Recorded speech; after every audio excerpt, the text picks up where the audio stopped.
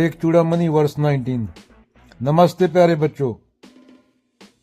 सोचो कि तुम्हें एक बहुत ऊंचे पहाड़ पर चढ़ना है जहां सबसे बड़ा खजाना है। वो खजाना है मुक्ति, जानी सारे दुखों से, सारे डरों से आजादी। अब पहाड़ पर चढ़ने के लिए तैयारी तो करनी पड़ेगी, है ना। ऐसे ही कोई नहीं चढ़ सकता बिना तैयारी के। ये श्लोक हमें उसी तैयारी के 4 सबसे जरूरी कदम या 4 सीढ़ियां बताता है। पहली सीढ़ी विवेक, सही गलत की समझ। यही सबसे पहली और जरूरी सीढ़ी है। विवेक का मतलब क्या है? यह समझने की बुद्धि की असली और नकली क्या है, यह हमेशा रहने वाला है और क्या आज है कल नहीं रहेगा। सोचो तुम्हारे पास 2 चीजें हैं, एक चॉकलेट जो तुम अभी खा लो खत्म हो जाए, दूसरी चीज खुशी जो तुम्हारे अंदर है। चॉकलेट नित्य है जो हमेशा नहीं रहती, तुम्हारी असली खुशी नित्य है जो तुम्हारे साथ रह सकती है, वो हमेशा रहेगी अगर खुद को जान गए। जो बच्चा इस फर्क को समझ गया वो असली मजा चॉकलेट में नहीं, सिर्फ शांत और खुश रहने में समझेगा। सीढ़ी चीजों से चिपके न रहना। जब तुम्हें समझ आ जाता है कौन सी चीज नकली है और कौन सी असली, तुम्हारा मन अपने आप नकली चीजों से हट जाता है। इसको वैराग्य कहते हैं। इसका मतलब दुनिया छोड़ना नहीं, बल्कि दुनिया की चीजों के पीछे पागलों की तरह भागना बंद करना है। उदाहरण, तुमने बहुत मेहनत करके एक सुंदर सा रेत का महल बनाया समुद्र के किनारे।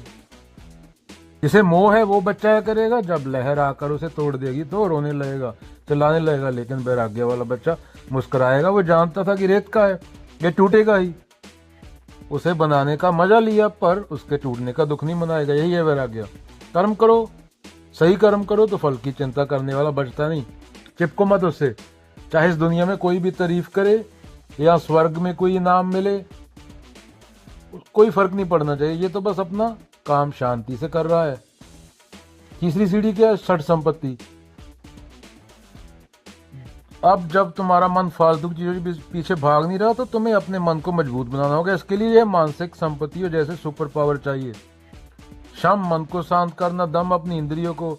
उपरति, अपने काम को फर्ज समझकर करना, नाम के लिए नहीं। तितिक्षा, सुख दुख सर्दी गर्मी में शांत रहना। श्रद्धा, गुरु और शास्त्रों की बात में खोज करनी।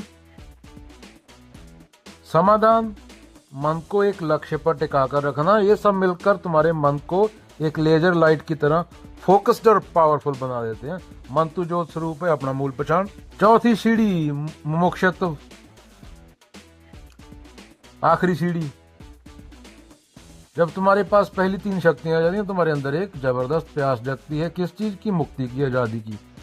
सोचो, एक पक्षी को सोने के पिंजरे में कैद कर दिया गया। उसे बढ़िया खाना मिल रहा है पर उसका मन नहीं लगा।